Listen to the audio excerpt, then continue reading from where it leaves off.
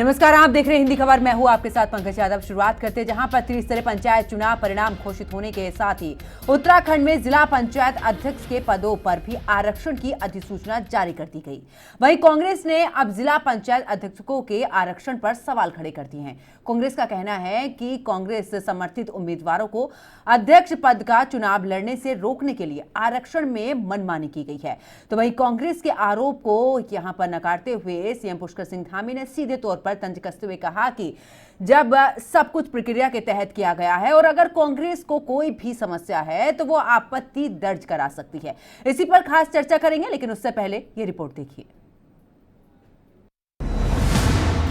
जिला पंचायत अध्यक्ष के पदों पर तय आरक्षण, सरकार ने की मनमानी, बोले विधायक प्रीतम। कांग्रेस के आरोप पर बोले सीएम पुष्कर सिंह धामी, प्रक्रिया से तय हुआ, किसी को रोकने के लिए नहीं। उत्तराखंड में त्रिस्तरीय पंचायत चुनाव के परिणामों की घोषणा होते ही शासन से जिला पंचायत अध्यक्ष के पदों पर आरक्षण की अंतिम अधिसूचना जारी कर दी गई।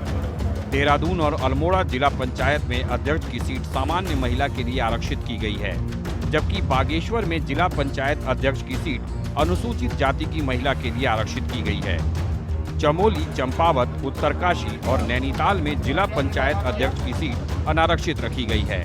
जिला पंचायत अध्यक्ष के पदों पर आरक्षण की स्थिति इस प्रकार है: अल्मोड़ा महिला के लिए आरक्षित, बागेश्वर अनुसूचित जाति की महिला के लिए आरक्षित, चंपावत अनारक्षित, चमोली अनारक्षित, देहरादून महिला के लिए आरक्षित, नैनीताल अनारक्षित, पौड़ी गढ़वाल महिला के लिए आरक्षित, पिथौरागढ़ अनुसूचित जाति के लिए आरक्षित, रुद्रप्रयाग महिला के लिए आरक्षित, टिहरी गढ़वाल महिला के लिए आरक्षित, ऊधम सिंह नगर पिछड़ा वर्ग के लिए आरक्षित, उत्तरकाशी अनारक्षित। जिला पंचायत अध्यक्षों के आरक्षण की अधिसूचना जारी होते ही कांग्रेस ने इस पर सवाल खड़े कर दिए हैं। कांग्रेस का कहना है कि पहले तो पंचायत चुनाव से पहले जिला पंचायत अध्यक्ष पद का आरक्षण घोषित नहीं किया गया, फिर चुनाव परिणाम आते ही जानबूझकर आरक्षण को इस तरीके से तय किया गया कि जिला पंचायत सदस्य चुनाव जीते हुए कांग्रेस समर्थित प्रत्याशी अध्यक्ष पद का चुनाव लड़ ही नहीं पाए।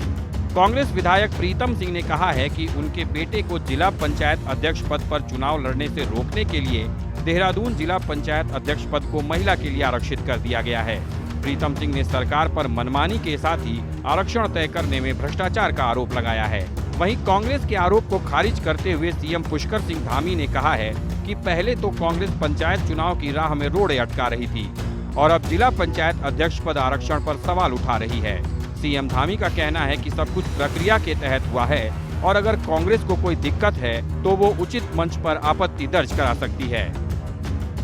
अध्यक्षों का आरक्षण भी पूर्व में सरकार को कर देना चाहिए था, लेकिन सरकार को लग रहा है कि वो पंचायतों में चुनाव हार रही है, इसलिए जिला पंचायत अध्यक्ष का आरक्षण जो है जिस तरीके से सरकार ने करने का काम किया है वो भ्रष्टाचार उसमें स्पष्ट परिलक्षित होता है। देहरादून के अंदर मैं कहना चाहता हूं कि मेरे पुत्र अभिषेक को रोकने के लिए जिस तरीके से सरकार ने आरक्षण से छेड़छाड़ करने का काम किया है और इस आरक्षण में जो छेड़छाड़ हुई है व्यापक स्तर पर इसमें भ्रष्टाचार हुआ है। सब एक प्रक्रिया है, प्रक्रिया के तहत है और अभी उसके लिए सभी को समय दिया गया है और सभी अपनी आपत्तियां लगा सकते हैं और आपत्तियों का निस्तारण होगा। और मैं समझता हूं कि अब ये वैसी ही बात हो गई जैसे हमने चुनाव जब घोषित किए थे, अपनी सिफारिश सरकार ने करी थी निर्वाचन आयोग के कि आप चुनाव करवाइए, सरकार तैयार है। पहले कहते थे कि चुनाव नहीं हो रहे हैं, चुनाव नहीं होंगे, सरकार चुनाव नहीं कराना चाहती है, संविधान का गला घोट रही है। जब हम चुनाव कराने चले गए तो उन्होंने कोर्ट में भेज दिया कुछ लोगों को। जब कोर्ट का निर्णय आ गया तो कहने लगे कि अब ये मानसून है, आपदा का समय है और रिजल्ट सबके सामने है। उत्तराखंड में त्रिस्तरीय पंचायत चुनाव को लेकर कांग्रेस ने लगातार सरकार को निशाने पर रखा है और अब चुनाव के बाद जिला पंचायत अध्यक्ष के पदों में आरक्षण को लेकर कांग्रेस ने मोर्चा खोल दिया है। देखना होगा कि इस आरोप प्रत्यारोप के बीच जिला पंचायत अध्यक्ष के पदों पर कौन काबिज होता है। देहरादून से संवाददाता दीपिका भंडारी के साथ ब्यूरो रिपोर्ट, हिंदी खबर।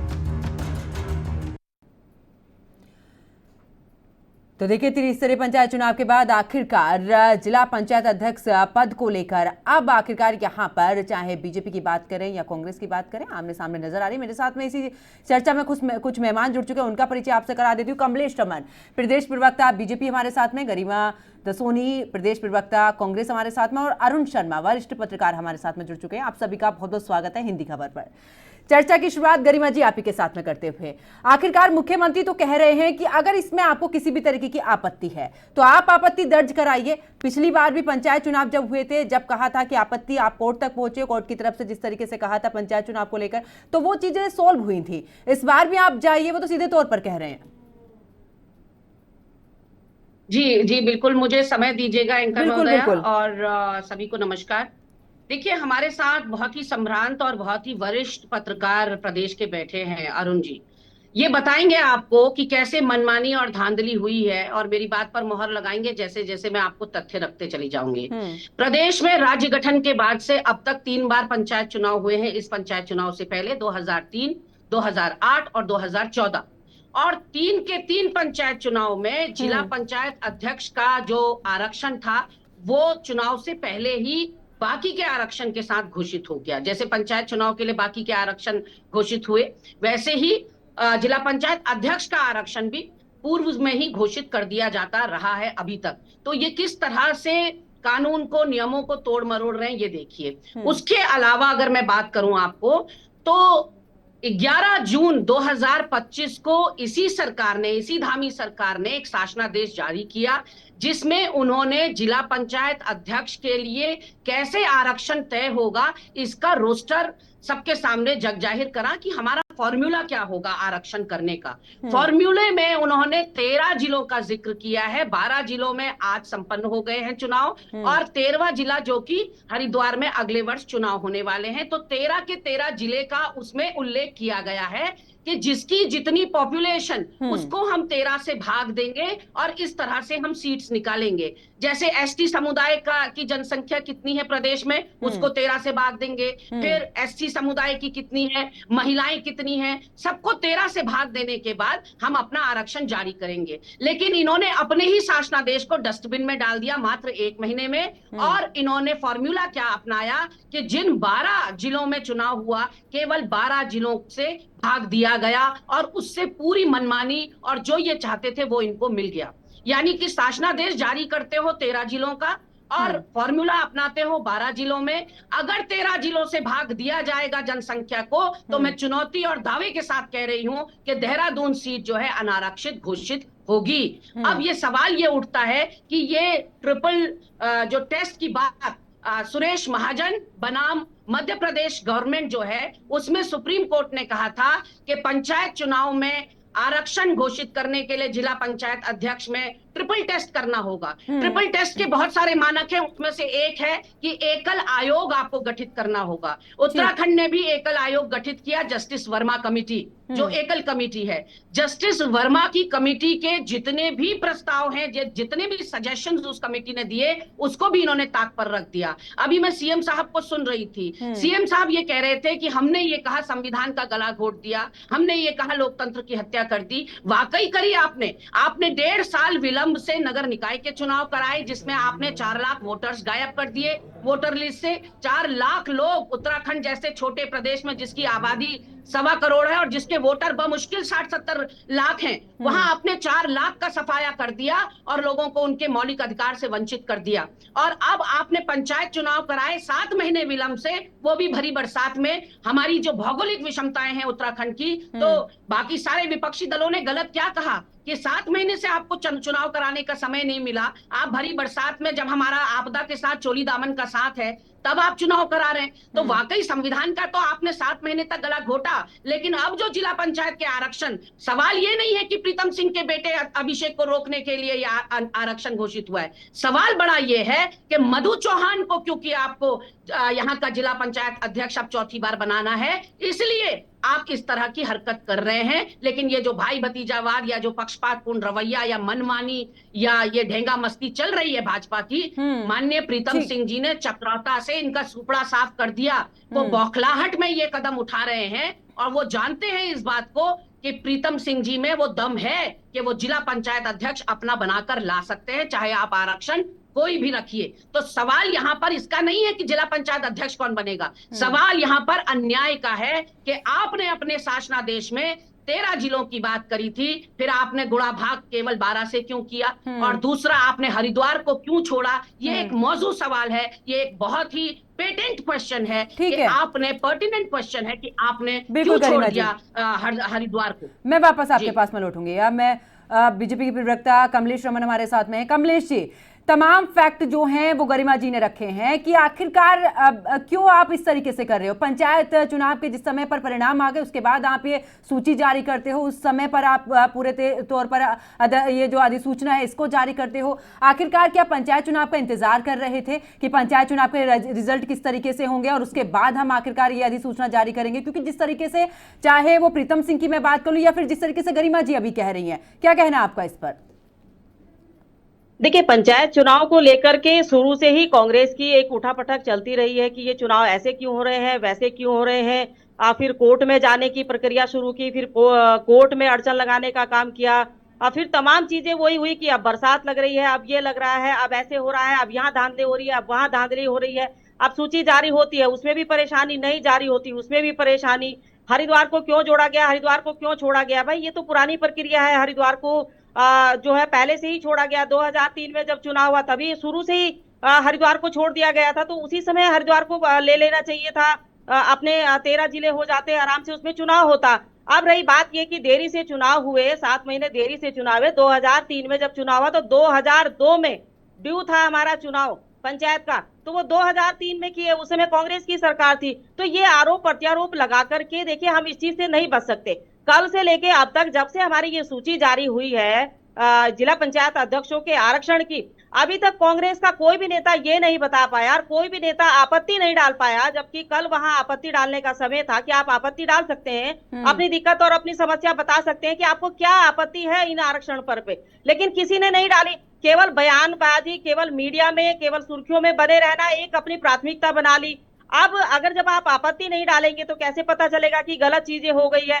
केवल और केवल सुर्खियों में बना रहना ये प्राथमिकता है, या अपने परिवार को आगे बढ़ा करके ये कहना कि मेरे पुत्र को रोकने के लिए शायद ये आरक्षण लाया गया? भाई 6 सीटें हमारी यहाँ महिलाओं को आरक्षित हुई है 12 में से, और उन महिलाओं को अगर आगे ला करके सरकार पंचायत अध्यक्ष के चुनाव में उनको आगे रख रही है और वो आगे चल करके काम करेंगे, तो इसमें दिक्कत कहाँ रही? और क्या इसमें गलती है ये बता नहीं पा रही कांग्रेस अब से।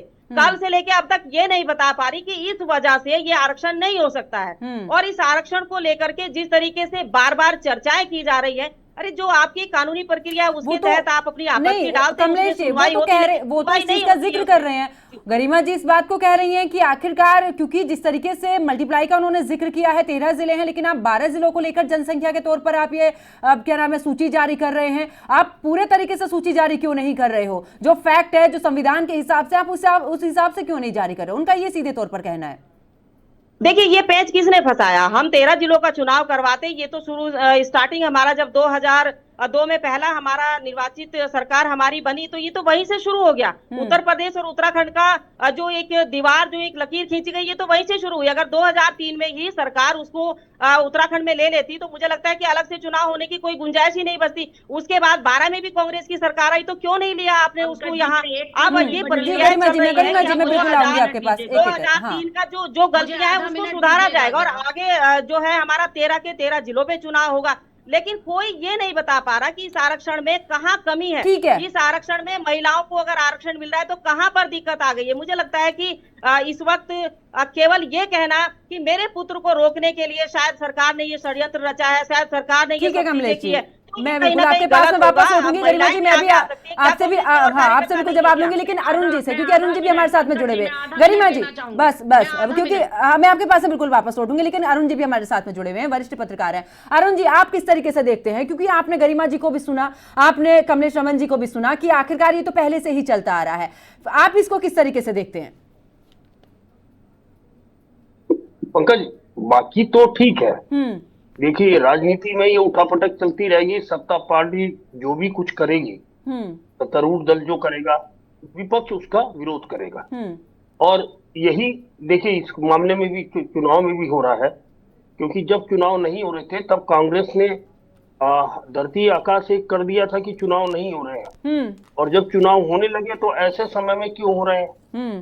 हालांकि पूरा चुनाव बिल्कुल सकुशल संपन्न हो गया, कहीं कोई दिक्कत नहीं आई, लेकिन कुछ सीटें हैं जो अभी भी खाली है, उस पर चुनाव आयोग निर्णय लेगा और जल्दी जल्दी उपचुनाव का वो समय निश्चित करेगा।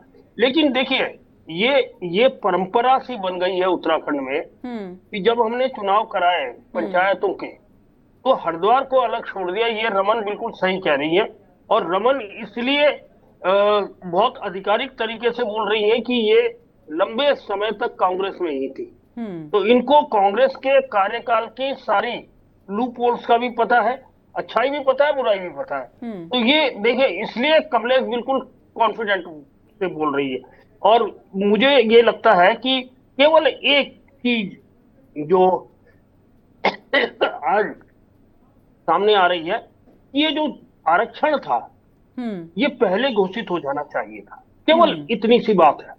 लेकिन उस पे भी कोई ना तो न्यायालय की शरण में गया, और मैं तो कल शाम को देख रहा था केवल 5 आपत्तियां थी इस आरक्षण के खिलाफ जो वो निर्वाचन तक पहुंची थी, 5 आपत्तियां, और वो भी किसी प्रोमिनेंट व्यक्ति की नहीं थी जो मतलब ये लगे कि जिनके बेटे या बेटी ने चुनाव लड़ना है। अब यहाँ देखिए निश्चित तौर पर ये तो सही है कि प्रीतम सिंह के बेटे को रोक दिया गया है अध्यक्ष बनने से, जो पिछली पहले उनके भाई अध्यक्ष हुआ करते थे चमन सिंह, और इस बार अभिषेक पर दांव लगाया, अभिषेक जीत गए, लेकिन अब अभिषेक अध्यक्ष नहीं बन पाएंगे क्योंकि महिला सीट आरक्षित हो गई है। तो इसलिए ये लग रहा है कि मुन्ना सिंह चौहान की जो बीवी है वो 5वीं बार जिला पंचायत अध्यक्ष बन जाएंगी, जैसा गरिमा जी ने बताया था। तो ये स्थिति है, लेकिन मुझे ये भी लगता है कि जो अनारक्षित सीट है अल्मोड़ा की, वहां गोविंद सिंह कुंजवाल जी की बेटी की लॉटरी खुल सकती है, उसकी बहू की लॉटरी खुल सकती है। सवाल ये भी पैदा होता है ये लग रहा है। लेकिन सवाल ये भी पैदा होता है कि बीजेपी हमेशा से कहती है कि हम महिलाओं को आगे बढ़ाने की कोशिश कर रहे हैं। हमारे पास जो ये सूची है, ये जो जिले हैं यहाँ पर, चाहे मैं देहरादून की बात करूँ ये महिलाओं के लिए हैं, अल्मोड़ा की बात करूँ, पौड़ी की बात करूँ, रुद्रप्रयाग, टिहरी, और साथ ही बागेश्वर में जहाँ पर अनुसूचित जाति महिला के लिए आरक्षण की सीट है। मतलब यहाँ पर बीजेपी तो सीधे तौर पर कह रही है कि हम तो महिलाओं को आगे बढ़ा रहे हैं। कांग्रेस हमेशा से कहती आती है कि हम महिलाओं को आगे बढ़ाएंगे, लेकिन कांग्रेस नहीं बढ़ाती, सिर्फ दावे करती है। पंकज देखिए ये तो इसमें पंचायती राज एक्ट में संशोधन करके महिलाओं के लिए 50% आरक्षण सुनिश्चित कर दिया गया था। अगर आपको याद हो तो ये 50% आरक्षण है, उसी के अनुरूप ये महिला सीटें रिजर्व की गई हैं। और देखिए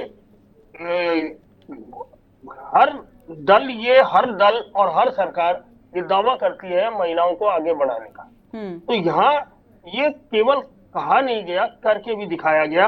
और आने वाले समय में जब आपको ये जो जिला पंचायत अध्यक्ष दिखेंगी, ये जो 6, तो एक बड़ी बात होगी उत्तराखंड के लिए भी और पूरे देश के। ठीक है, मैं वापस आपके पास में लौटूंगी। गरिमा जी, अभी मैंने ये सवाल अरुण जी से भी किया कि महिलाएं अगर आगे आ रही हैं, दिक्कत क्या है? आप भी एक महिला हो, कल आपकी पार्टी अगर आपसे कहती है कि गरिमा जी हम आपको इस सीट से चुनाव लड़ाएंगे, हम चाहते हैं कि महिला सशक्तिकरण आगे निकले, दिक्कत क्या है? हाँ, प्रीतम सिंह जी का जिस तरीके से वो कह रहे कि उनके बेटे को रोकने के लिए आप जिस तरीके से सवाल उठा रहे हैं वो बिल्कुल, क्योंकि सीधे तौर पर कमलेश जी भी कह रही हैं कि आप जाइए ना, आप आपत्ति दर्ज कराइए सीटों को लेकर, आप आरक्षण को लेकर आपत्ति दर्ज कराइए। अरुण जी कह रहे जो 5 शिकायतें आई हैं वो भी मामूली शिकायतें थी, किसी ठोस एक नेता की तरफ से ऐसी शिकायत नहीं गई है। पंकज देखिए, मैं हतप्रभ थी जब मैं अरुण जी को सुन रही थी 2-3 बातों के लिए। आपने कहा महिलाओं को कांग्रेस सशक्त नहीं करती। पंकज जी की जीभ कांप गई ये कहने में कि स्वर्गीय राजीव जी ने पंचायत में महिलाओं को 50% का ये जो आरक्षण है ना, ये स्वर्गीय राजीव जी की बदौलत है। देखिए तो गरिमा जी, कांप गई वहां पर। हाँ, नहीं गरिमा जी, मैं महिलाओं को नहीं, मैं पहले आपको एक चीज करेक्ट कर दे देती हूँ। नहीं, आप मेरे ऊपर नहीं, मैं सिर्फ आपसे यहाँ पर सवाल पूछ रही हूँ क्योंकि बीजेपी जिस तरीके से सवाल उठा रही, मेरा कोई व्यक्तिगत तौर पर ये नहीं था कि महिलाओं को आरक्षण नहीं है। मैं भी एक महिला हूँ, आप भी महिला है, रमन जी भी महिला है। आपने और मैं कुछ तो बोली बिल्कुल नहीं, चाहती हूँ मैं महिलाएं अरुण आगे। जी- नहीं अरे गरिमा जी, भाई, ये मैं अरुण जी के लिए बोल रही हूँ। जी जी नहीं, ये जो अभी आपने मेरा नाम लेकर बोला, मैं उस चीज के लिए करेक्ट कर दे रही हूँ कि अरुण जी ने बोला कि 50% तक महिलाओं को आरक्षण। मैं चाहती हूँ 50 के 60% महिलाओं को आरक्षण मिले।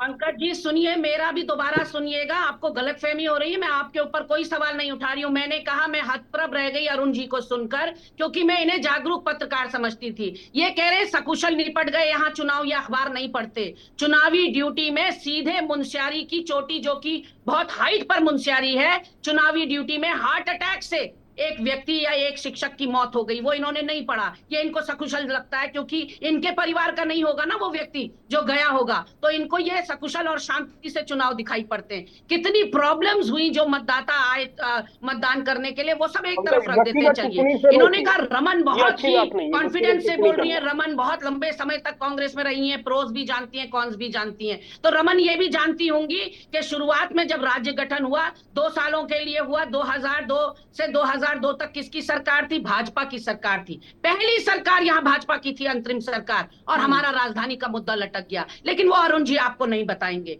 और मैं खास तौर पर सोचती हूँ कि जब मैं शुरुआत में बता रही थी कि अन्याय और मनमानी कहाँ हुई है, तो दोनों अरुण शर्मा और कमलेश रमन कान में रुई डालकर बैठे थे। मैंने कहा राज्य सरकार का शासनादेश है, 11 जून 2025 यानी कि 1 महीने पहले का शासनादेश है, जिसमें उन्होंने आरक्षण का। और पंकज जी आपने कहा अभी 6 महिलाएं जीत के आएंगी, क्या आपको खुशी नहीं होगी? बहुत खुशी होगी पंकज जी। लेकिन ये जो चुनाव होते हैं जिला पंचायत अध्यक्ष के, ये नॉर्मली आप किसी को भी टिकट की बंदरबाट नहीं कर सकते। आपको एक फॉर्मूले के हिसाब से आरक्षण तय करना पड़ता है, और वो आरक्षण का रोस्टर उसी हिसाब से बनता। यदि 13 से भाग दिया गया होता, भाग केवल 12 से दिया गया, इसलिए यहां पर मनमाना आरक्षण हम कह रहे हैं। जब अपने शासनादेश को आप जारी कर रहे हैं और उसमें कह रहे हैं कि 13 जिलों का आरक्षण इस फॉर्मूले पर हम जारी करेंगे, फॉर्मूला भी आप बता रहे हैं कि हम जनसंख्या को 13 से गुणा भाग करेंगे, यानी भाग देंगे, डिवाइड करेंगे। एससी समुदाय की जनसंख्या, एसटी समुदाय की जनसंख्या और महिलाओं की जनसंख्या को हम 13 से डिवाइड करेंगे, फिर जो आरक्षण आएगा उस हिसाब से सीट घोषित होगी। तो 13 से यदि किया गया होता तो देहरादून अनारक्षित आ रही थी। मैं ये बता रही हूँ आपको, यहाँ मनमाना वितरण नहीं चलता है कि ये महिला को दे दो या एससी को दे दो, फॉर्मूला अपनाना पड़ता है। मैंने सुरेश महाजन बनाम मध्य प्रदेश गवर्नमेंट का आपको सुप्रीम कोर्ट का वर्डिक्ट बताया कि ट्रिपल टेस्ट के बिना कोई भी सरकार आरक्षण जारी नहीं कर सकती, और ट्रिपल टेस्ट में एकल पीठ बैठानी पड़ती है, एकल आयोग गठित करना पड़ता है। वो वर्मा बैठाए गए थे, उनके जितने भी सजेशंस हैं उसको सरकार ने नहीं माना। और अगर अरुण शर्मा कह रहे हैं कि 7 महीने विलंब से अगर पंचायत चुनाव हुए हैं तो कोई बड़ी बात नहीं, 1.5 साल विलंब से अगर नगर निकाय के चुनाव हुए तो कोई बड़ी बात नहीं, तो मैं साफ तौर पर हिंदी खबर में कह सकती हूँ कि अरुण शर्मा भाजपा के सामने साष्टांग लेट चुके हैं। ठीक है कमलेश जी, जल्दी से इस पर जवाब। मैं अरुण जी बिल्कुल आपके पास वापस लौटूंगी। देखिए 2011 की जनगणना के अनुसार ये हुआ है। मैं इनसे ये पूछना चाहती हूँ, जब 2003 में आरक्षण की स्थिति आई तो उस वक्त किसके लिए ये सीटें सारी आरक्षित की गई थी? जब 2014 में यहाँ आरक्षण की स्थिति को स्पष्ट किया गया तो किसके लिए की गई थी? उस समय तो मनमानी हुई थी, उस समय हमारे मन में लाई गई थी। मतलब हम करें तो गलत और आप करें तो बात, मतलब आप करें तो बहुत अच्छा, आप जब से ना कर आए हैं आपको ये बात अच्छा है। भारतीय जनता पार्टी आरक्षण की स्थिति को लाती है तो वो आपके लिए गलत है। 2 से 3 बार आरक्षण हो सकता है, ये कांग्रेस कैसे कह सकती है? ये कांग्रेस अभी तक नहीं बता पाई, कल से लेके अब तक ये नहीं बता पाई। एक एक करके कमलेश जी, गरिमा जी जब आप बोल रही थी कमलेश जी बिल्कुल बीच में इंटरप्ट नहीं कर रही थी। नहीं ये गलत। गरिमा जी इतना काम कांग्रेस कर गया है, गलतियां बिल्कुल नहीं बताएंगे, कमियां नहीं बताएंगे। गरिमा जी कमलेश जी एक एक करके खुद कांग्रेस को नहीं पता। सवाल हम यही उठा रहे हैं। ठीक है गरिमा जी, आप अरुण जी जल्दी से अपना जवाब जी। गरिमा जी थोड़ा सा सुन लीजिए, बिल्कुल आपको भी ना ये दोनों बड़े शांतिपूर्ण तरीके से सुन रहे थे, आप जरा इनको भी सुनने दीजिए। बिल्कुल नहीं गरिमा जी सुन लीजिए अब जरा, थोड़ा सा समय बचा है, मैं चाहती हूँ थोड़ा सा समय बचा है, इस समय में चर्चा पूरी हो। अरुण जी जल्दी से। इन्होंने एक सवाल और उठाया था उत्तराखंड की राजधानी का। तो पंकज मैं बता दूं कि सबसे गोल्डन चांस जो था वो कांग्रेस के हरीश रावत के पास था राजधानी को घोषित करने का। और हम सब लोग उस दिन गैरसैंण में थे जब तमाम उनकी पार्टी के लोग और विपक्ष के लोग भी कह रहे थे कि गैरसैंण को राजधानी घोषित करिए, लेकिन हरीश रावत ने हम सबके सामने एक चीज बोली थी कि पहले हमें पूर्ण बहुमत से आने दो, अरे कोई मुद्दा तो रहने दो चुनाव में जाने का। और बाद में क्या स्थिति हुई कि वो कोर्ट के आदेश पर वो मुख्यमंत्री रह पाए, वरना यहाँ उनके खिलाफ बगावत हो गई थी। तो ये तमाम चीजें देखिए, सवाल इसका नहीं है कि हम कहाँ सस्तांग हो रहे हैं या नहीं हो रहे, सवाल इस चीज का है इस प्रदेश के लिए अच्छा क्या हो रहा है और बुरा क्या हो रहा है। चुनाव हुए ये ठीक बात है, ठीक है, वो विलंब से हुए ये बिल्कुल सही बात है कि स्थानीय निकाय चुनाव भी विलंब से हुए, पंचायत चुनाव भी विलंब से हुए, बिल्कुल सही कह रहे हैं।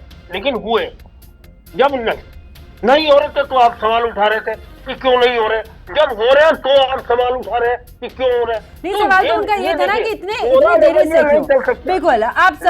बिल्कुल बिल्कुल इस चर्चा में आप सभी मेरे साथ में जुड़े, आप सभी का बहुत बहुत शुक्रिया अपना अपना पक्ष रखने के लिए। तो देखिए, सीधे तौर पर उत्तराखंड की अगर बात करें तो जिला पंचायत अध्यक्ष चुनाव को लेकर यानी कि सीधे तौर पर जिस तरीके से सूचना जारी की गई है, उसके बाद अब आखिरकार इस सूचना को लेकर, इस लिस्ट को लेकर सीधे तौर पर अब जो है वो कांग्रेस तमाम सवाल उठा रही है। प्रीतम सिंह देहरादून से सीधे तौर पर कह रहे हैं उनके बेटा यहां से जीता, लेकिन ऐसे में महिला को वो सीट दे दी गई है, यहां पर पक्षपात का सीधे तौर पर आरोप लगा है। तो वही मुख्यमंत्री सीधे तौर पर कह रहे हैं कि अगर कांग्रेस को कोई भी दिक्कत है तो कांग्रेस आपत्ति दर्ज करा सकती है, जैसे पंचायत चुनाव के दौरान आपत्ति दर्ज कराई थी। कोर्ट ने सीधे तौर पर जो फैसला सुनाया उसके आधार पर ये यहां पर चुनाव हुए। लेकिन ऐसे में एक बार फिर से उत्तराखंड की सियासत गर्मा चुकी है। मेरे साथ फिलहाल इतना ही। आप देखते रहिए हिंदी खबर। नमस्कार।